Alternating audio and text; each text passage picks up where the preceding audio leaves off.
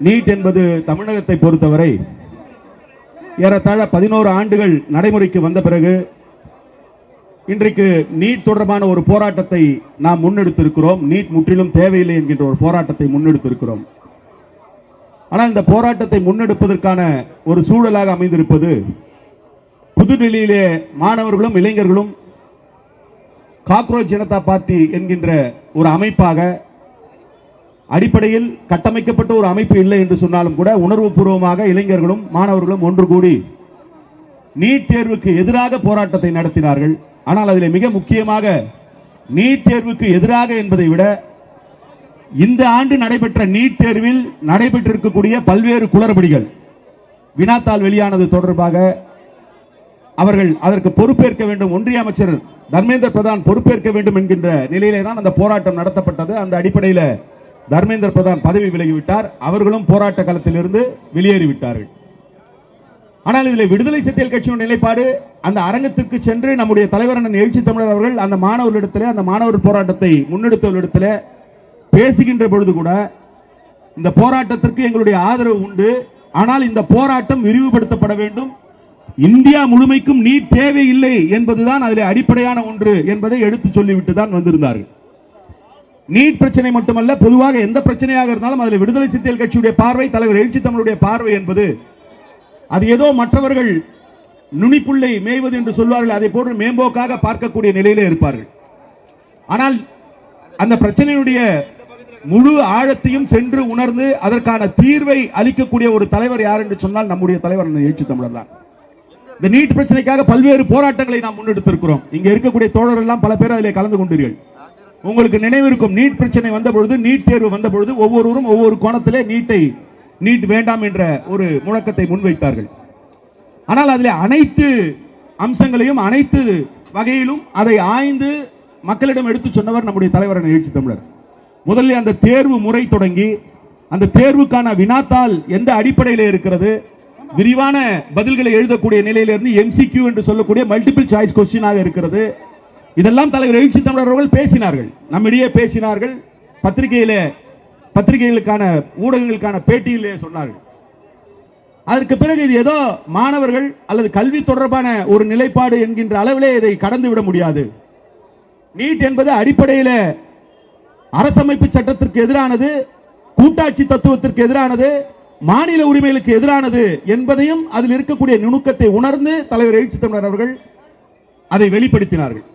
இந்த நீட்டினுடைய வரலாற்றை எடுத்து பார்த்தாலே நீட் வந்த பிறகு தமிழ்நாட்டிலே பல்வேறு மாற்றங்களும் நீட்டை ஒட்டி நடைபெற்றிருக்கிறது.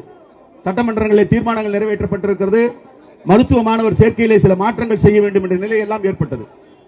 அப்படிப்பட்ட ஒரு நிலையிலே தான் அதிமுக ஆட்சி காலத்தில் EPS முதலமைச்சராக இருந்த பொழுது இந்த நீட்டில் அரசு மாணவர்கள் பெரிய அளவிலே செல்ல முடியவில்லை என்கின்ற பொழுது அரசு மாணவர்களுக்கான இடஒதுக்கீடு சட்டத்தை கொண்டு வந்தார். சட்டத்தை கொண்டு வந்து ஆளுநரிடத்திலே கொண்டு போய் சேர்த்தார். எப்பொழுது போல அந்த சட்டத்திற்கு ஆளுநர் ஒப்புதல் அளிக்கவில்லை. ஆனால் முதலில் அந்த 7.5% மாணவர்களுக்கான இடஒதுக்கீடு கிடைப்பதற்கான சட்டம் அதிமுக போட்டு கவர்னர் அதிலே கையொப்பம் இடவில்லை என்றதும் எல்லோரும் அதற்கு கண்டனங்களை தெரிவித்துக் கொண்டிருந்தார்கள். தலைவர் எழுச்சி தமிழர் கண்டனத்தையும் பதிவு செய்தார், அதற்கான ஒரு மாற்றையும் முன்மொழிந்தார். அது என்னவென்றால் இதற்கு சட்டமே தேவையில்லை, ஒரு அரசாணை போதும் என்று அறிவுறுத்தியவர் நம்முடைய தலைவர் அண்ணன் எழுச்சி தமிழர் அவர்கள். தலைவர் எழுச்சி தமிழர் அறிவுறுத்தியதற்கு பிறகுதான் அது ஜிஓவாக அரசாணையாக வெளியிடப்பட்டது.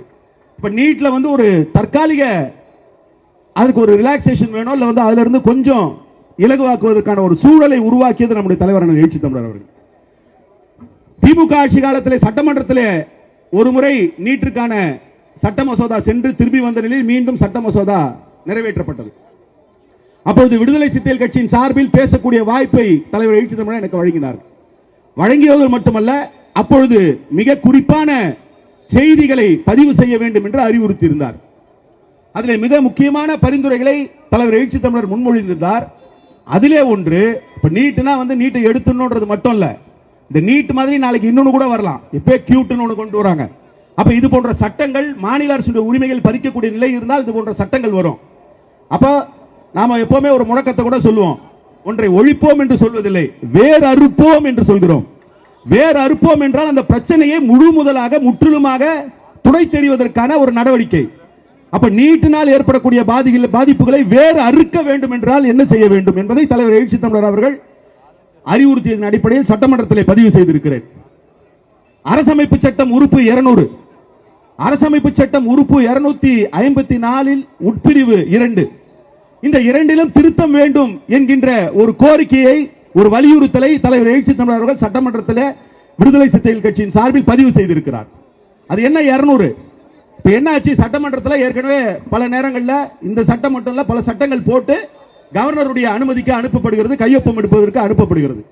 அப்ப கவர்னர் கையெழுத்து போட மாட்டேன்றாரு, திருப்பி அனுப்புறாரு, திருப்பி இன்னொரு முறை அனுப்புறாங்க, இரண்டாவது முறை ஒன்னு கையெழுத்து போடாம அப்படியே வச்சுக்கிறாரு. அப்ப இது தொடர்பாக வழக்கெல்லாம் நடந்தது உங்களுக்கு தெரியும். அப்ப இதுக்கு தீர்வு தான் என்ன என்கின்ற பொழுது எப்பொழுதும் போல் அதற்கான தீர்வை தலைவர் எழுச்சி தமிழர் முன்மொழிகிறார். உறுப்பு 200 இருக்கக்கூடிய கவர்னருக்கு அந்த திருப்பி அனுப்பக்கூடிய அதிகாரத்தை பறிக்க வேண்டும், அந்த உறுப்பு 200 திருத்தம் வேண்டும் என்று எப்ப சொல்றாரு? நீட் விலக்கு சட்ட மசோதாவின் மீது அந்த கருத்தை பதிவு செய்கிறார். அப்ப என்னன்னா ஒன்றோடு ஒன்று தொடர்பு படுத்தி பார்க்க வேண்டிய நிலையில எதை சொல்ல வேண்டுமோ அதை சொல்லணும். இது ஒண்ணு. ஆர்டிகல் 254(2) என்ன சொல்லுது? ஒருவேளை மாநில அரசு ஒரு சட்டம் போடுது, ஒன்றிய அரசுக்கும் மாநில அரசுக்கும் உரிமையுள்ள ஒரு துறையில ஒரு சட்டம் மாநில அரசு போடுது. இப்ப மாநில அரசு போடுற சட்டத்தை வெறுமனே கவர்னர் ஒப்புதல் கொடுத்தா போதாது, குடியரசுத் தலைவரோ ஒப்புதல் கொடுக்கணும். கவர்னரோ ஒப்புதல் கொடுத்துறாரு, குடியரசுத் தலைவரோ ஒப்புதல் கொடுத்துறாரு, சட்டம் வந்துடுது. சரி, அப்ப அந்த சட்டத்துக்கு பாதுகாப்பு இருக்கானா? அப்பவும் இல்ல. ஏன் இல்லைன்னா குடியரசுத் தலைவரே ஒப்புதல் அளித்தாலும் கூட அதை மீறுகின்ற அல்லது அதை மறுதளிக்கின்ற உரிமை ஒன்றிய அரசுக்கு இருக்கிறது என்பதை ஆர்டிகல் 254(2) சொல்கிறது. அப்ப அதையும் திருத்த வேண்டும் என்று தலைவர் எழுச்சி தமிழர் அவர்கள் வலியுறுத்தலை செய்திருக்கிறார். எதற்காக குறிப்பிட விரும்புறேன்னா, ஏதோ மேம்போக்கா நீட்டு வேணாம் பேசிட்டு போறதில்லை முக்கியம். அது உண்மையிலேயே நீட்டை ஒழிக்க வேண்டும், அழித்தொழிக்க வேண்டும் அல்லது வேற இருக்க வேண்டும் என்று சொன்னால் அந்த பிரச்சனையுடைய தன்மையை முழுதாக உணர்ந்து அதன் அடிப்படையில் அதை எதிர்க்க வேண்டும். இப்ப நீட்டு கூட மாணவர்கள் பாதிக்கப்படுகிறார்கள், மாணவர்களுக்கான வாய்ப்பு மறுக்கப்படுகிறது என்பது ஒரு புறம் இருந்தாலும் கூட நாம் எப்போதும் சொல்வது போல அரசமைப்பு சட்டத்தை பாதுகாப்பவர்கள் விடுதலை சிறுத்தைகள், இன்னும் சொல்ல போனால் தலைவர் எழுச்சி தமிழர் என்கின்ற அந்த நிலையில இருந்துதான் இன்றைக்கு நீட் இந்தியா முழுமைக்கு வேண்டாம். அந்த முழக்கத்தையும் முதல்ல சொன்னது விடுதலை சிறுத்தைகள் கட்சி தான். எல்லாரும் நீட் வேணானாங்க, தமிழ்நாட்டுக்கு வேணானாங்க, தமிழ்நாட்டுக்கு விலக்கு வேணும்னாங்க. ஆனால் இந்தியா முழுமைக்கும் நீட் வேண்டாம் என்று சொன்னவர் நம்முடைய தலைவர் அண்ணன் எழுச்சி தமிழர். காரணம், சமூக நீதி என்பதும் அரசமைப்பு சட்டம் பாதுகாக்கப்பட வேண்டும் என்பதும் தமிழ்நாட்டில் மட்டுமே இருக்கக்கூடாது, இந்தியா முழுமைக்கான முழக்கமாக இருக்க வேண்டும் என்கின்ற நிலையிலே தான் அதை முன்னெடுத்தார். அந்த வகையில எல்லா பிரச்சனைகளையும் எப்படி ஆய்ந்து பார்த்து அதற்கான தீர்வை தலைவர் எழுச்சி தமிழர் சொல்வாரோ அந்த நிலையில தான் இன்றைக்கு இந்த போராட்டம் ஒருங்கிணைக்கப்பட்டிருக்கிறது. எப்பொழுதும் போல் உங்களை போல் தலைவர் எழுச்சி தமிழருடைய ஆழமான பார்வையை, இது தொடர்பான விளக்கமான கருத்துரையை, இதற்கான தீர்வுகளை முன்வைக்க போகின்ற அந்த உரையை கேட்பதற்கு நானும் ஆவலாக இருக்கிறேன் என்பதை சொல்லி, தலித் அரசியல் தலைமை நாட்டுவோம், நாட்டை தலைகீழாய் புரட்ட தோழமை போற்றுவோம். நன்றி, வணக்கம், ஜெய் பீம்.